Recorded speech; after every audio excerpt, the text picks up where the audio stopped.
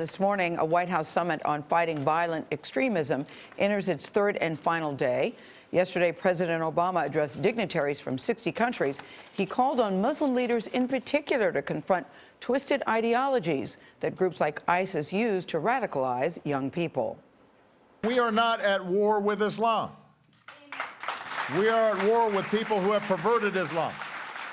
No religion is responsible for terrorism. People are responsible for violence and terrorism.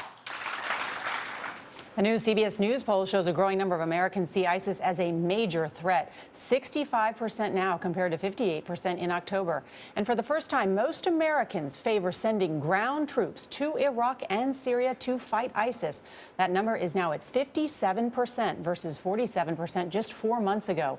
CBS News senior security contributor Michael Morell is in Washington. He's a former CI deputy director. Michael, good morning. Good morning, Nora. You heard people faulting President Obama for failing to identify this as Islamic extremism. Do you think this is a pseudo-controversy over semantics, or is this a failure to properly identify the enemy? Nora, I understand what the president is saying, and I agree with it. We do not want to create the perception that we are at war with a religion. But the reality is that al-Qaeda and ISIS believe they are religious warriors. They believe that they are fighting on behalf of their religion, for their religion. It's not rhetoric on their part. They really believe it. For the first time, as Nora just pointed out, the poll says that the majority of Americans are now in favor of ground troops. You've said that we really can't succeed without them. How likely do you think that is to happen? I think we need ground troops fighting ISIS in both Iraq and Syria. The best outcome would be that the Iraqi military would be that ground force. The second best outcome would be that it would be a regional force of Arab countries. And only as a last resort, I think, should we put American ground troops in. But we need ground troops. In the meantime, how significant are ISIS gains in solidifying their position?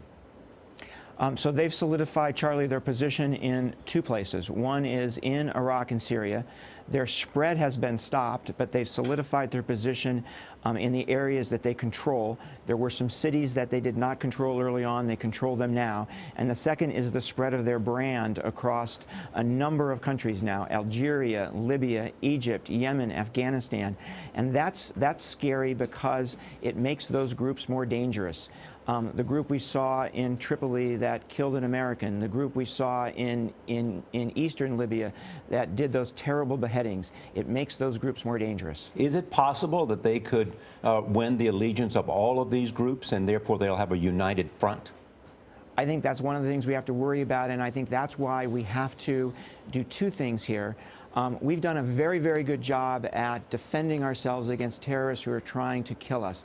We have not done a good job, as the president's talked about, done a good job at stopping the creation of new terrorists. We have to deal with that much bigger problem.